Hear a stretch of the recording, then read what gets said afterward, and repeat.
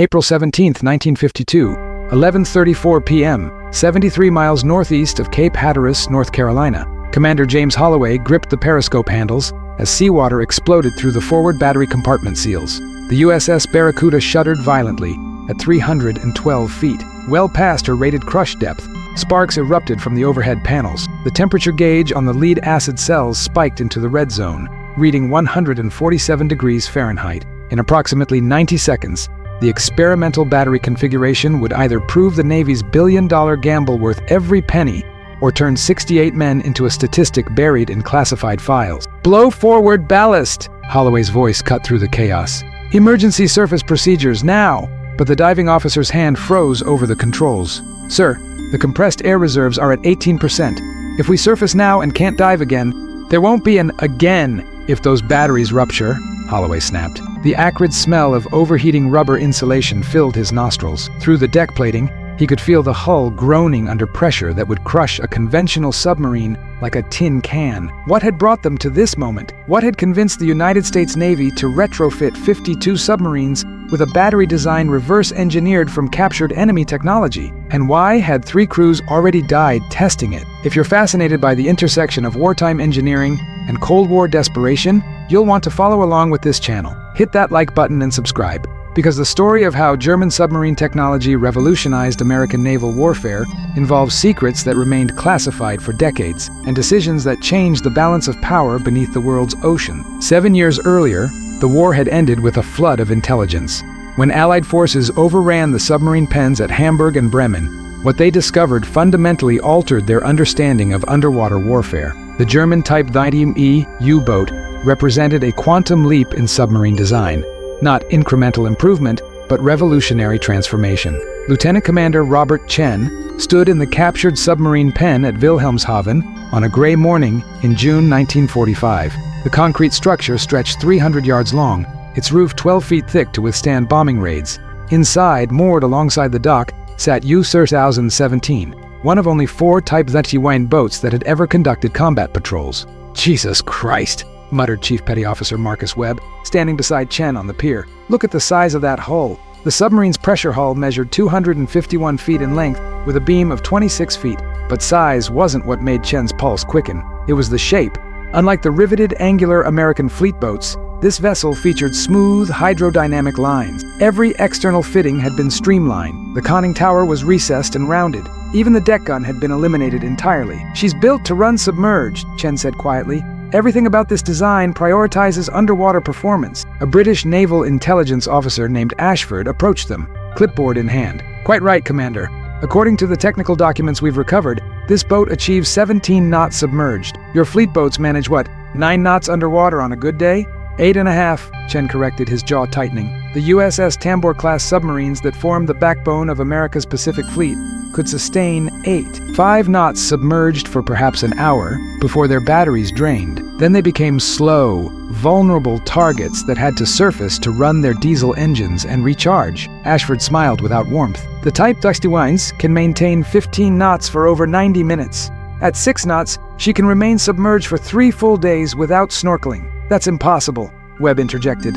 "The battery capacity required would require approximately 23 tons of lead-acid batteries arranged in a triple bank configuration," Ashford finished, "which is precisely what you'll find in the battery compartments below.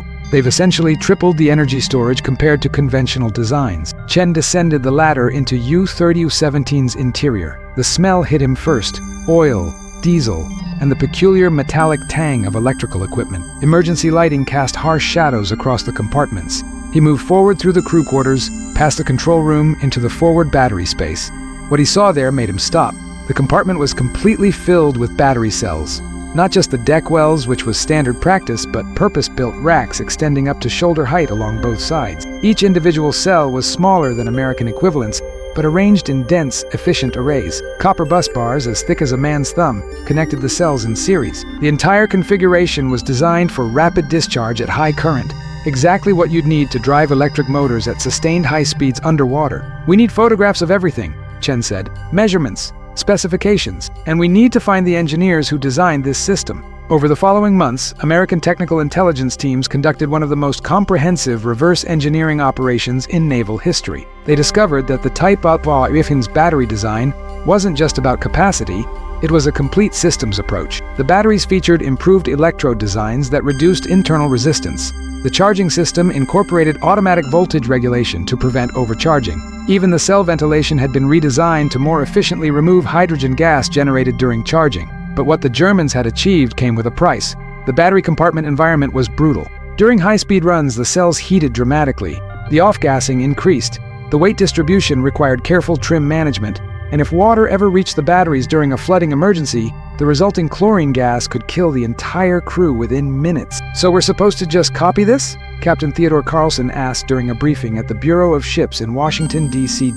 in September 1945. He was a submariner with 23 war patrols under his belt, and his skepticism was palpable. "Stick triple the batteries into our boats and hope for the best?" Rear Admiral Vincent Garrett, head of the Submarine Development Program, spread technical drawings across the conference table. "Not quite, Ted. The Fleet Modernization Program proposes cutting our fleet boats in half and inserting a new 15-foot section devoted entirely to battery capacity. We call them Guppy conversions. Greater Underwater Propulsion Power Program."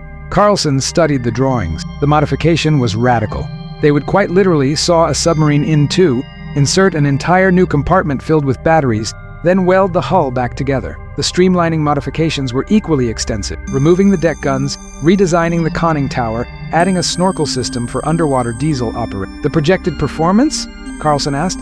18 knots submerged, Garrett replied. "Sustained." The room went silent. "That's faster than most surface escorts can manage," someone said. "Exactly," Garrett confirmed. "And that changes everything about how submarines operate. No more slow, vulnerable targets during attack run. No more surfacing to chase down merchant traffic. These boats could outrun destroyers while remaining completely submerged. But there was a problem, and Carlson voiced it. "How many boats have we tested this on?" "None," Garrett admitted. "The first conversion ODAX is scheduled to enter the shipyard next month. We're planning to convert 52 boats total, starting with the best hulls from the Gato and Balau class." Carlson leaned back in his chair. "So we're betting the future of the submarine fleet on captured German technology that we've never actually tested under American operating." "We don't have a choice," Garrett said quietly. "Intelligence reports indicate the Soviets captured Type XXI boats intact. If they implement this technology first and we don't, we'll be fighting the next war with obsolete submarines against an enemy that can outrun and outmaneuver everything we have." What Garrett didn't mention in that meeting was the pressure coming from the highest levels of government. The Cold War was already beginning, though nobody called it that yet. Soviet intentions were unclear but increasingly hostile, and the North Atlantic, the critical sea route between America and Europe, was becoming a potential battlefield where submarines would play a decisive role. The Guppy conversion program began in November 1945 at the Portsmouth Naval Shipyard. The USS Audax, a Gato-class submarine that had completed 6 war patrols in the Pacific, was hauled into dry dock and prepared for surgery. Chief Engineer Paul Hendricks supervised the operation with the precision of a surgeon. The submarine was stabilized in the dock, then massive cutting torches began slicing through the pressure hull amidships. The cut had to be perfectly straight and perpendicular. Any deviation would create stress points that could fail under deep diving conditions. "Temperature on the torch?" Hendricks called out. 3,200 degrees, came the reply. "Keep it steady. Any warping of the hull plating, and we'll have to scrap the whole section." It took 17 hours to complete the initial cuts. When the hull separated, revealing the interior compartments, the shipyard workers erected a massive crane system to hold both halves in perfect alignment while the new battery section was fabricated. The new compartment was a marvel of dense engineering. Battery cells packed every available cubic foot of space. The design team had calculated that to achieve the desired performance, they needed to install 504 individual battery cells, arranged in 2 parallel banks of 252 cells each. The total weight exceeded 28 tons. "We're turning this boat into a floating battery with a pressure hull wrapped around it," muttered electrician's mate Thomas Morrison as he supervised the cell installation. Each cell had to be precisely positioned, secured against shock and vibration, and connected with bus bars capable of handling currents exceeding 3,000 amperes. The ventilation system was particularly critical. During charging, the batteries generated hydrogen gas that could accumulate in explosive concentrations. The Germans had solved this with a forced ventilation system that created positive pressure in the battery compartments, pushing any hydrogen buildup through one-way valves to the exterior. The American design improved on this with automatic gas detection systems that would trigger alarms if hydrogen levels approached dangerous thresholds. But there was something the intelligence teams hadn't fully appreciated in their initial assessments of the Type XXI design. Something that wouldn't become apparent until the first Guppy boats began sea trials. The battery charging process was far more complex and dangerous than conventional submarine operations.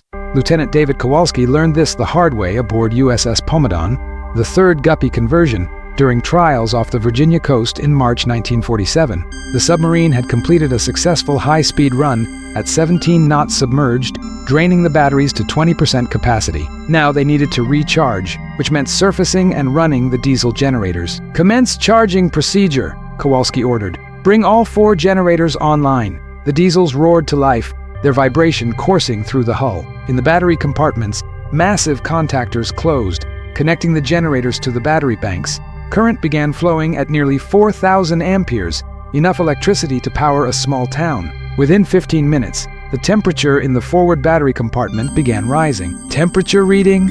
Kowalski asked. 108 degrees, sir, rising 2 degrees per minute." That was faster than anticipated.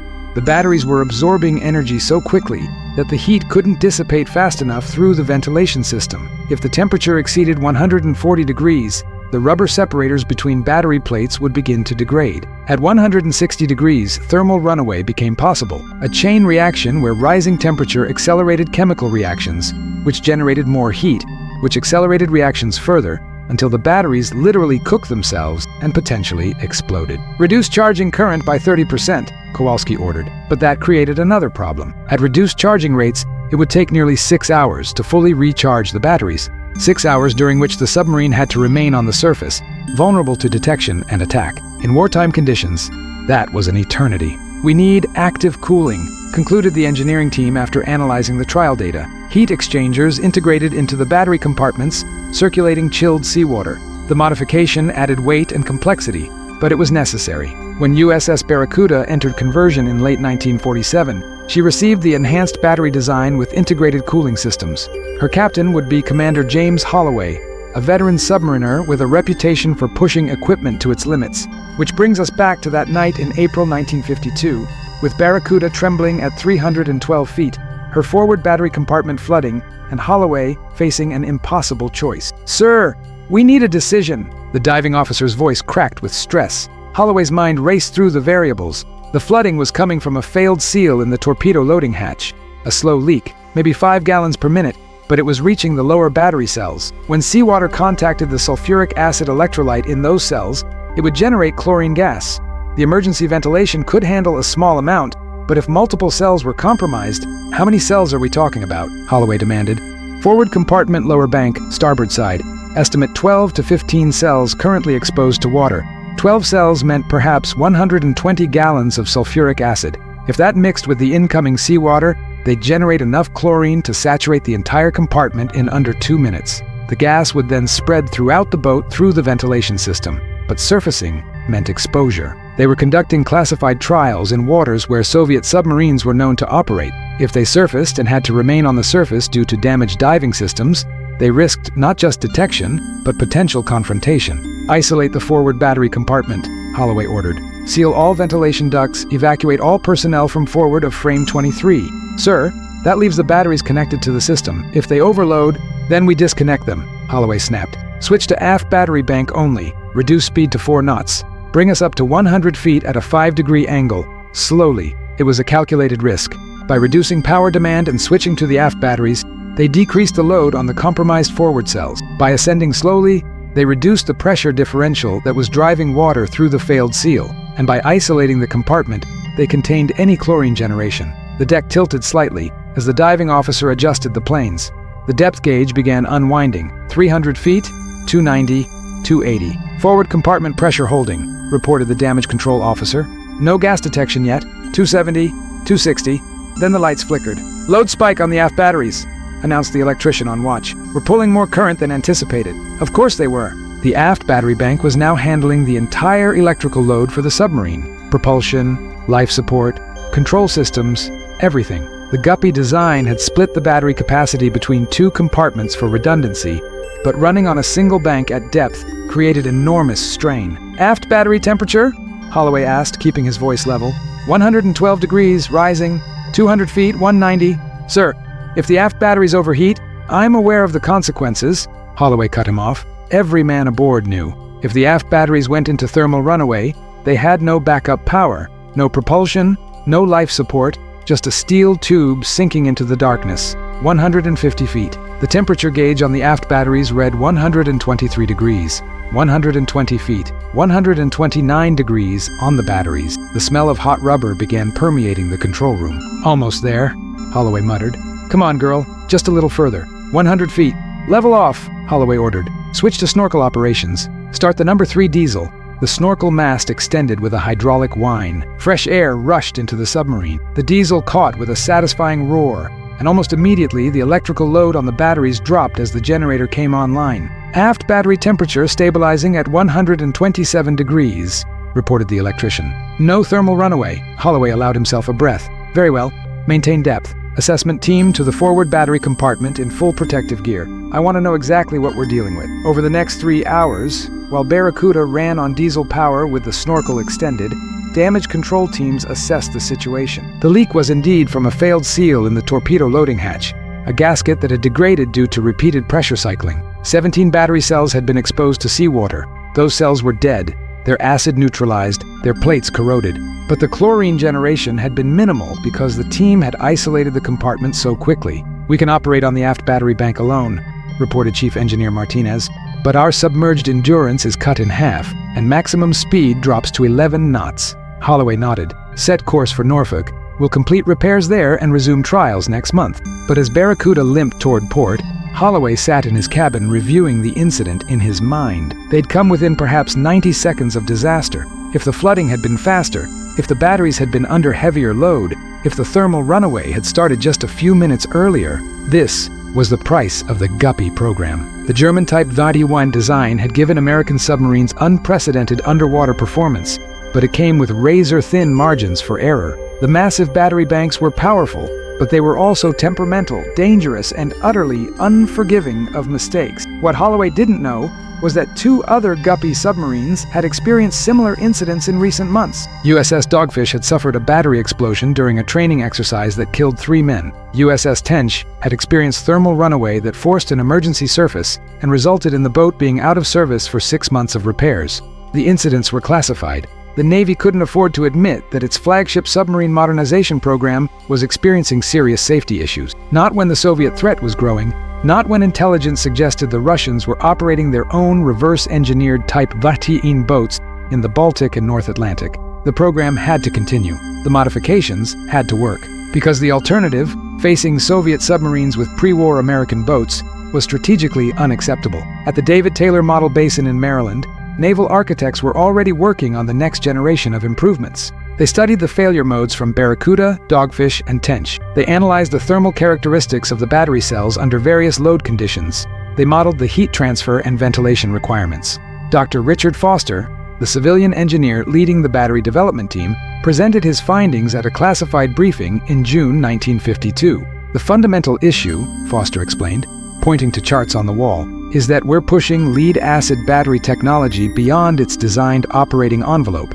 These cells were developed for stationary power applications, telephone exchanges, power stations. They're designed to charge slowly and discharge slowly. We're asking them to deliver massive current for sustained periods, then accept rapid recharge. The thermal stress is enormous. What's the solution? Asked Captain William Bradford, the new program director. Foster circulated a technical document. We've identified 3 critical modifications. First, improve cell design with thicker plates and enhanced separators that can withstand higher temperatures. Second, active liquid cooling systems integrated directly into the battery rack, not just compartment ventilation, but actual heat exchangers in thermal contact with the cells. Third, sophisticated charge management systems that monitor individual cell temperature and voltage, adjusting charge rates dynamically to prevent thermal runaway. Implementation timeline?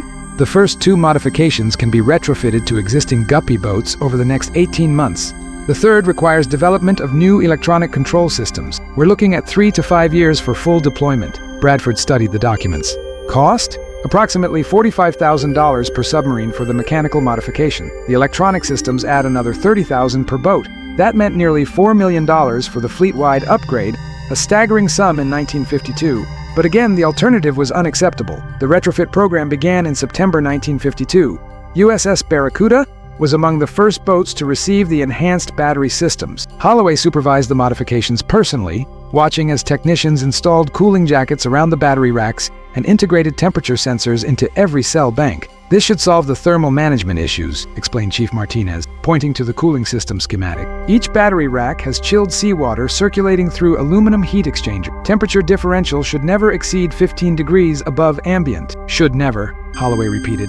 I'll believe it when I see it under operational conditions. The real test came in November 1952, during deep-diving trials off the Florida coast. Barracuda submerged to 400 feet, 50 feet beyond her rated maximum depth, and conducted a series of high-speed runs designed to stress every system aboard. All ahead flank, Holloway ordered. Bring us up to 17 knots. The electric motors whined as they spun up to maximum RPM. Current draw from the batteries spiked to 3,800 amperes. The deck vibrated with the sustained power output.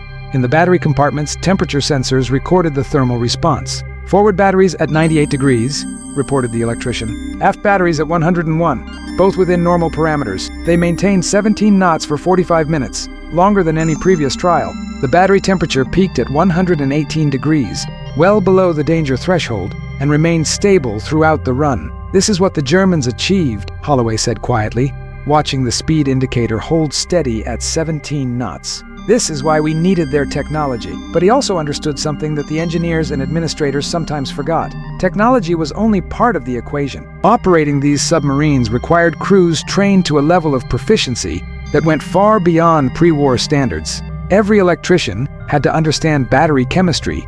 Every officer had to comprehend the thermal dynamics. Every sailor had to be prepared for the unique emergencies that high-capacity battery systems could generate. The training program evolved to match the technology. The submarine school at New London, Connecticut, added extensive coursework on battery management. New damage control procedures were developed specifically for Guppy boats. Simulation exercises focused on thermal runaway scenarios, flooding events involving battery compartments, and electrical emergencies under combat conditions. Lieutenant Commander Sarah Chen, daughter of Robert Chen, who had first surveyed U-3017 in 1945, graduated from the submarine school in 1953. She was among the first wave of officers trained specifically for Guppy operations. With no experience on the older fleet boats, the Guppy boats are faster, more capable, and more dangerous than anything we've operated before, her instructor told the graduating class. You'll have more power at your fingertips than any submarine commander in history, but that power comes with responsibility. One mistake with those battery systems, and you'll kill everyone aboard. 2 mistakes, and you might not even know it happened. Chen took that lesson to heart when she reported aboard USS Thornback in February 1954 as the executive officer. Thornback had completed Guppy conversion the previous year and was among the most advanced submarines in the fleet. Her captain, Commander Eric Donovan, was a veteran who had transitioned from fleet boats to Guppy operations. The difference, he told Chen during her first week aboard, is like going from driving a truck to flying a fighter plane. Everything happens faster, the margins are tighter, but when you master it, you can do things that were literally impossible before. Chen learned quickly. She studied the battery discharge curves until she could predict charge state from current draw and duration. She memorized the thermal response characteristics of every cell bank. She practiced emergency procedures until they became instinctive. In July 1954, Thornback deployed to the North Atlantic on what the mission orders described as a training exercise. In reality, they were conducting surveillance on Soviet naval operations in the Norwegian Sea, a mission that would have been suicidal in a pre-war fleet boat, but was feasible in a Guppy. They maintained submerged operations for 11 consecutive days, using the snorkel to run diesels and recharge batteries without fully surfacing. When Soviet destroyers passed overhead, Thornback simply dove deep and accelerated away at speeds the surface ships couldn't match. Contact bearing 045, range 3,000 yards, reported the sonar operator. Diesel submarine, Soviet Whiskey-class. Donovan studied the tactical plot. The Soviet boat was surfaced, probably transiting between patrol areas. In a conventional submarine, their options would be limited, remain undetected or break off contact. But in a Guppy, all ahead standard, Donovan ordered. Come to bearing 045. Bring us up to periscope depth. Thornback accelerated smoothly to 12 knots while remaining completely submerged. The Soviet submarine's propeller noise grew louder on sonar as they closed the range. Bearing drift indicates target speed 10 knots, reported the fire control officer.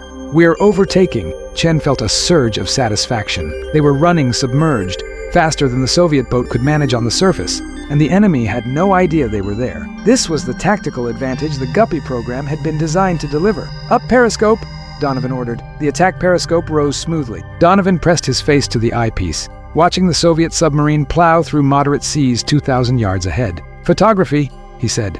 Chen activated the periscope camera. Through the lens, she could see the Soviet boat clearly, an older design, probably built in the late 1940s, with a blunt bow and a tall conning tower that created enormous drag underwater. "They're running on the surface because they have no choice," Donovan observed. "Their battery capacity won't support sustained submerged operations. We can run circles around them without ever breaking the surface." The strategic implications were profound. The Soviet submarine force was still operating with technology comparable to what the Allies had used in World War II. The Guppy program had given the United States a decisive technological advantage that might last for years, maybe decades, until the Soviets developed their own equivalent systems. But that advantage came with costs that extended beyond dollars and engineering challenges. In October 1954, USS Klamagor experienced a catastrophic battery failure while submerged off the coast of Greenland. The aft battery bank went into thermal runaway during a high-speed evasion maneuver. Temperature spiked to 187 degrees before crew members could disconnect the cells. The resulting hydrogen generation created an explosive atmosphere throughout the aft compartments. The commanding officer ordered emergency surface procedures. Klamagor broached through heavy seas, her afterdeck still underwater, venting toxic gas through every hatch and opening. Crew members scrambled topside, many suffering from hydrogen inhalation and burns from the superheated battery acid that had begun vaporizing. 2 men died before the boat could stabilize. 17 others required medical evacuation by helicopter to facilities in Iceland. The subsequent investigation identified the cause as a manufacturing defect in the battery cell separators. A batch of cells installed during the last refit had used substandard materials that degraded under thermal stress. The Navy issued an immediate recall and inspection order for all Guppy submarines. "We're grounding the entire fleet," Admiral Garrett informed his staff in November 1954. "Every Guppy boat returns to port for battery inspection and replacement of suspect cells. No exceptions." The stand-down lasted 6 weeks and cost the Navy over $12 million in replacement parts and lost operational time. But it also demonstrated the program's fundamental vulnerability. The entire submarine fleet now depended on a single, complex, finicky technology. Any systemic flaw could ground dozens of boats simultaneously. Congress questioned whether the Guppy program had been worth the investment. Hearings were scheduled, budget reviews initiated. The Navy found itself defending not just the expenditure, but the entire strategic concept. Admiral Garrett testified before the Senate Armed Services Committee in January 1955. "The question before this committee," he began, "is whether we should operate submarines that can reach 18 knots submerged or submarines that can manage 9 knots, whether we should deploy boats that can remain underwater for days at a time or boats that must surface every few hours to recharge, whether we should face Soviet submarines with superior technology or with obsolete equipment from the last war." He paused, letting the implications settle. "The Guppy program has experienced challenges. We've had failures. We've lost men. But we've also created the most capable submarine force in the world. Our boats can outrun, outmaneuver, and outlast anything the Soviets have deployed. That capability is worth the cost, in dollars and in lives." The committee approved continued funding, but with additional oversight and safety requirements. Every Guppy submarine would undergo quarterly battery inspections. New safety protocols would be implemented, and a research program would begin to develop next-generation submarine propulsion systems that didn't rely on temperamental battery technology. That research program would eventually lead to nuclear power, but in 1955, nuclear submarines were still experimental. The first nuclear boat, USS Nautilus, had only recently completed sea trials. It would be years before nuclear propulsion became practical for fleet-wide deployment. In the meantime, the Guppy boats remained the backbone of American submarine operations. Commander Holloway, now promoted and commanding USS Threadfin, participated in a major NATO exercise in March 1956. 38 submarines from 6 nations conducted simulated warfare operations across the North Atlantic. The objective was to test tactics, communications, and coordination that would be critical in any conflict with the Soviet Union. Threadfin was assigned to the enemy force, tasked with penetrating NATO's defensive screen and simulating attacks on convoy traffic. "We're outnumbered 7-1, Holloway told his officers during the pre-exercise briefing. "The NATO forces have destroyers, frigates, maritime patrol aircraft, and conventional submarines all hunting us. Our advantage is speed and endurance underwater." The exercise began at midnight on March 15th. Threadfin submerged to 200 feet and began a high-speed run toward the convoy route at 16 knots. Traditional submarine tactics emphasize stealth, slow, quiet approaches that minimize detection risk. But the Guppy boats could use a different approach: speed and maneuver. They covered 120 miles in 7.5 hours, running deep and fast, using their sustained underwater speed to bypass the outer defensive screen before the patrol aircraft could localize them. "Sonar contact," reported the operator. "Destroyer, bearing 320, range 8,000 yards. He's running a search pattern," observed the executive officer, studying the tactical plot. "Probably hasn't detected us yet." Holloway made a decision that would have been impossible in an older submarine. "Increase speed to 18 knots. Come to bearing 090. We're going to sprint past him before he can establish contact." The electric motors surged to maximum output. Threadfin accelerated like a sports car, her streamlined hull cutting through the water with minimal resistance. The destroyer's sonar swept past them, but the rapid bearing change and high speed created a poor target profile. By the time the destroyer could turn to investigate, Threadfin was 6 miles away and still accelerating. They penetrated the defensive screen and reached the simulated convoy route by dawn. The exercise referees credited them with sinking 4 cargo ships and 2 escorts before the NATO forces finally cornered and destroyed them. "Final score, 4-to-1 kill ratio," announced the referee during the post-exercise debriefing. USS Threadfin demonstrated that high-speed submerged operations fundamentally change submarine tactics. Traditional anti-submarine doctrine may need complete revision. That exercise, and others like it, validated the Guppy program's strategic value. The United States now possessed submarines that could operate in ways no other navy could match. The technology gap would persist until the Soviets either captured equivalent knowledge or developed it independently. But in the summer of 1956, intelligence reports suggested the Soviets were closing that gap faster than anticipated. A CIA briefing in July 1956 presented satellite reconnaissance photos of Soviet shipyards. The images showed submarines under construction, with streamlined hulls and recessed conning towers, design features characteristic of the type Guppy-class and its derivatives. "We believe the Soviets are producing an indigenous design based on captured German technology," the intelligence officer explained. Codenamed Zulu by NATO, these boats appear to incorporate the same battery capacity improvements we implemented in the Guppy program. Admiral Garrett studied the photographs. Estimated performance? 15 to 16 knots submerged based on hull design analysis. Extended submerged endurance, possibly comparable to our Guppy capabilities. The technological advantage was eroding. Within a few years, Soviet submarines would match American performance. The window of superiority was closing. This drove accelerated development of nuclear propulsion. Nuclear submarines didn't rely on battery capacity. They could run submerged indefinitely at speeds exceeding 20 knots. But nuclear technology was expensive, complex, and still relatively unproven. The Navy would need both nuclear boats for premium missions and improved conventional submarines for routine operations. The result was the Guppy-2 program, announced in October 1956. This second-generation conversion would incorporate all the lessons learned from 5 years of Guppy operations: improved battery designs, sophisticated thermal management, enhanced safety systems, and streamlined hull modifications that reduced drag even further. USS Barracuda returned to the shipyard in December 1956 for Guppy-2 conversion. Commander Holloway, now in command of a submarine division, visited during the refit. The modifications were extensive. The entire forward battery compartment was being rebuilt with new cell configurations that provided 20% more capacity with better thermal characteristics. The hull was being further streamlined, every external fitting reconsidered, every protrusion minimized. The conning tower was redesigned with a more aggressive taper. "Estimated performance after conversion?" Holloway asked the shipyard commander. 19.5 knots submerged, came the reply. "Sustained for 2 hours.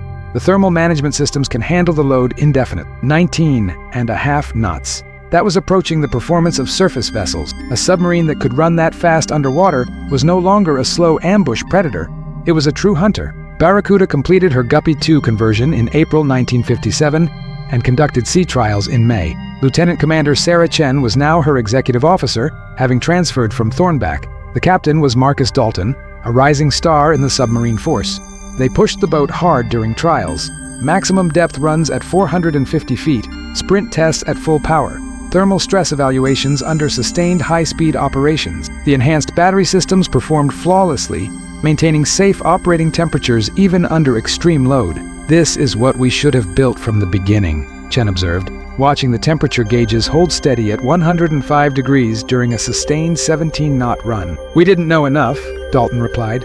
"The first Guppy conversions were educated guesses based on German technology we barely understood. It took years of operational experience to refine the design to this level." That was the reality of technological development in the Cold War era. Programs launched with incomplete knowledge, refined through trial and error, sometimes fatal error, until the systems matured into reliable capabilities. The Guppy program had killed 23 men in various accidents and incidents between 1947 and 1957, but it had also created a submarine force that could face Soviet naval expansion on competitive terms. In August 1957, Barracuda deployed to the Mediterranean as part of the Sixth Fleet. Tensions were high following the Suez Crisis, and Soviet submarines were operating aggressively in the region. Barracuda's mission was surveillance and intelligence collection, tracking Soviet movements, recording acoustic signatures, and demonstrating American presence. They maintained submerged operations for 16 consecutive days, using the snorkel sparingly and relying primarily on battery power for transit and station keeping. When Soviet submarines appeared, Barracuda followed them, maintaining trail at ranges where the Soviet boats had no idea they were being tracked. Contact designated Sierra 3, reported the sonar operator on August 19th. Soviet Zulu-class bearing 270, range 4,000 yards, speed 6 knots. Match speed and course, Dalton ordered. Maintain 4,000-yard separation. Let's see what he does. They followed Sierra 3 for 11 hours as the Soviet boat conducted what appeared to be a training exercise. Depth changes, speed variations, simulated attack runs. Barracuda matched every maneuver, maintaining trail with precision that would have been impossible in a conventional submarine. Then Sierra 3 did something unexpected. The Soviet boat accelerated sharply. Sierra 3 increasing speed, reported sonar, now making 14 knots. "He's running a sprint and drift pattern," Chen observed, trying to detect trailing contacts. It was a classic counter-surveillance tactic. Accelerate suddenly to force any trailing submarine to increase speed and potentially reveal itself through increased noise. Then slow down rapidly and listen for the pursuer's deceleration. "All ahead, full," Dalton ordered calmly. "Bring us up to 15 knots. Maintain separation." Barracuda accelerated smoothly. The Soviet boat sprinted for 3 minutes, then slowed abruptly. Barracuda matched the deceleration, her more advanced battery systems allowing rapid power modulation that kept motor noise minimal. "Sierra 3 has slowed to 4 knots. Sonar reported. "He's listening. Rig for ultra-quiet," Dalton whispered. "Reduced to 3 knots. For 10 minutes, they drifted through the darkness, completely silent, while the Soviet submarine's sonar swept back and forth searching for evidence of pursuit. But Barracuda's streamlined hull and quiet motors produced so little noise at low speeds that the Soviet sonar operators found nothing. "Sierra 3 is resuming base course and speed," sonar finally reported. Dalton smiled slightly. "Resume trail. Maintain 4,000 yards. And that." They followed Sierra 3 for another 8 hours, before breaking off contact and returning to patrol area. The entire encounter demonstrated the tactical superiority the Guppy program had achieved. The Soviet boat, itself an advanced design based on German Type XXI technology, had been completely unaware it was being tracked by a submarine that could match or exceed its every capability. When Barracuda returned to port in September 1957, Chen submitted a detailed after-action report analyzing the encounter. Her conclusions emphasize something that engineers and administrators sometimes overlooked. Technology alone didn't win battles. It was the combination of advanced equipment and superbly trained crews that created decisive advantage. "The Guppy modifications give us the tools," she wrote. "But operating these submarines effectively requires skills and judgment that take years to develop. We need to invest as heavily in training and crew development as we do in hardware." The Navy took that recommendation seriously. The submarine school curriculum was revised again, adding even more sophisticated tactical training. Simulators were developed that could replicate the unique handling characteristics of Guppy boats.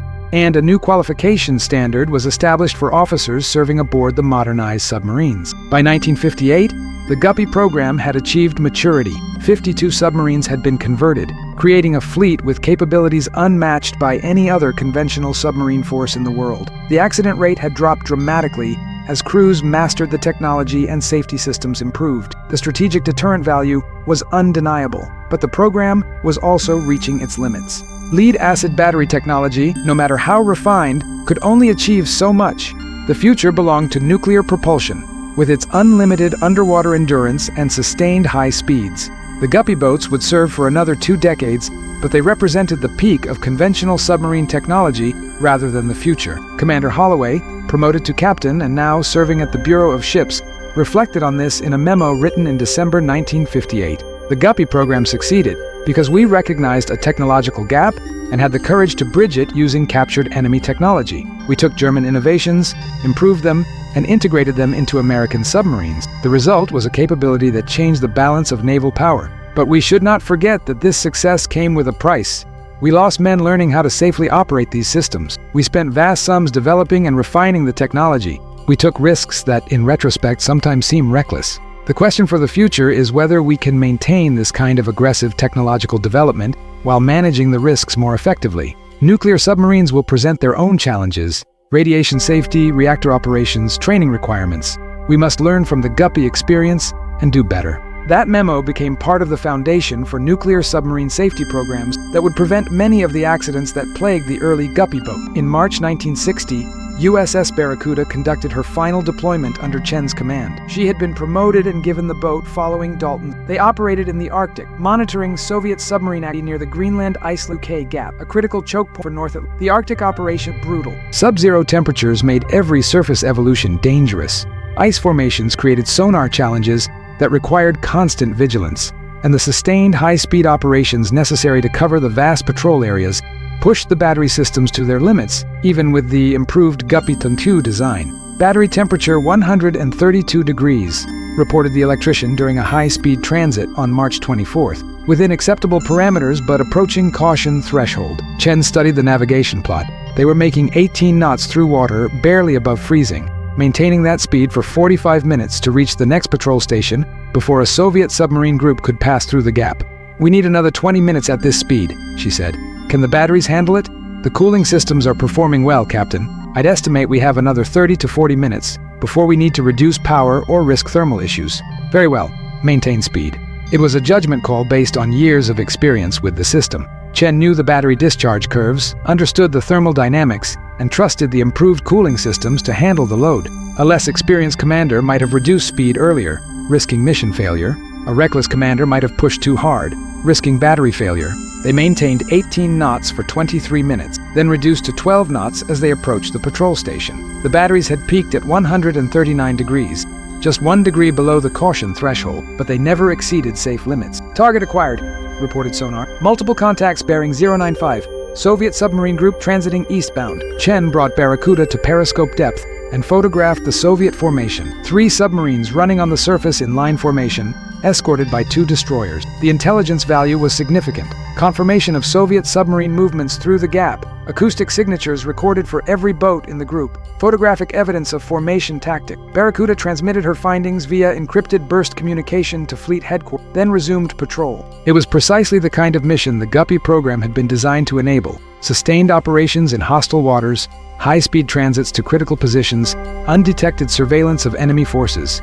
When Barracuda returned to port in April 1960, Chen received orders transferring her to the nuclear submarine program. The future had arrived, and the Navy wanted experienced conventional submarine commanders to help shape it. But before she left, Chen stood on Barracuda's deck one final time, looking at the streamlined hull, the recessed fittings, the smooth hydrodynamic lines that had been copied from a German submarine captured 15 years earlier. "You served well," she said quietly to the boat. "Better than anyone had a right to expect." The Guppy program continued through the 1960s and into the 1970s, though gradually the converted boats were retired as nuclear submarines entered service. Some Guppy boats were transferred to Allied navies, where they served for additional decades. A few remained in U.S. Navy service into the early 1980s, used for training and special operations that didn't require nuclear capabilities. The final Guppy submarine, USS Pomadon, was decommissioned in 1983. She had been converted in 1947 and had served for 36 years, a testament to the durability of the design. At the decommissioning ceremony, Admiral James Holloway, the same commander who had nearly lost Barracuda to battery failure in 1952, gave the final address. "These boats," he said, "represented a bridge between 2 eras of naval warfare. They took us from the diesel submarines of World War II to the nuclear boats that patrol today's oceans. They were faster, more capable, and more dangerous than anything that came before. And they taught us lessons about technology, risk, and human capability that shaped everything that followed. We copied German technology because we had to. We improved it because we could. and we operated it successfully because American submariners are the best in the world. Fair winds and following seas to Pomadan and all the Guppy boats. Your service is ended, but your legacy endures. The crowd stood silently as Pomadan's ensign was lowered for the final time. Many of those present had served aboard Guppy boats. They remembered the danger, the excitement, the unique challenges of operating submarines that pushed technology to its limits. They also remembered the men who had died learning those lessons, the crews of Dogfish, Tench, Clamagore, and others who had paid the price for America's technological ambition. In the end, the Guppy program had achieved its objective. It had given the United States a submarine force capable of competing with Soviet naval expansion. During the critical early years of the Cold War, it had preserved American naval superiority during the transition to nuclear power, and it had demonstrated that captured enemy technology, properly understood and improved, could become a decisive strategic advantage. The program had cost over $200 million by the time the last boat was decommissioned. It had claimed 23 lives in accidents and incidents. It had required countless hours of engineering development, crew training, and operational refinement, but it had worked. When historians later analyzed the Cold War's naval competition, they often overlooked the Guppy program in favor of more dramatic developments like nuclear submarines and ballistic missile boats. But the Guppy boats had held the line during the years when those advanced systems were still being developed. They had proven that American ingenuity could take foreign innovations and transform them into superior capabilities. The German Type XXI U-boat had been designed in desperation during the final years of World War II. Only a handful had ever conducted combat patrols, and they had achieved little operational impact. But the technology survived. It crossed the Atlantic in the minds and notebooks of Allied intelligence officers. It was studied, reverse-engineered, improved, and integrated into American submarines. And for 2 decades, that technology gave the United States a critical edge in the underwater warfare that shaped the Cold War's strategic balance.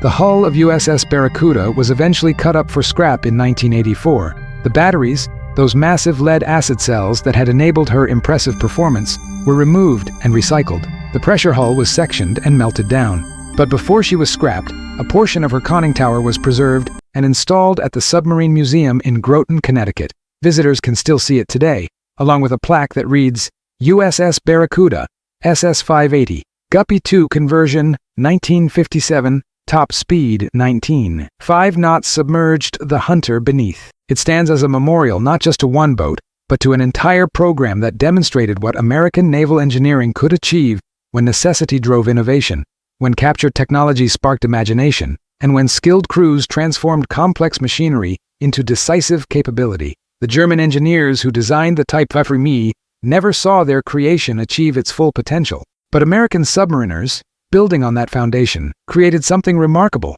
submarines that could truly hunt beneath the waves at speeds their prey could not escape. That was the legacy of the Guppy program. That was why the United States Navy copied the German Type XXI's battery design and built 52 submarines that could triple their underwater speed. And that was how a captured enemy innovation became an American advantage that lasted for decades.